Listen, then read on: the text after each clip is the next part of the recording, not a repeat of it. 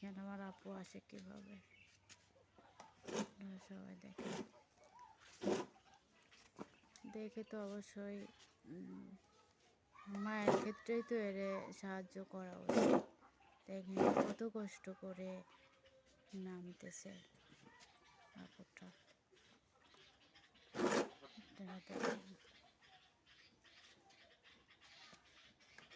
পরিবারে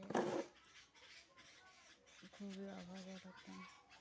আপনারা মায়ের ক্ষেত্রেই তো সবাই একটু সাহায্য করা উচিত। আমি বিকাশ নাম্বার দিয়ে দিব, আপনারা সবাই এদের সাহায্য করবেন। দেখেন কী পরিস্থিতি।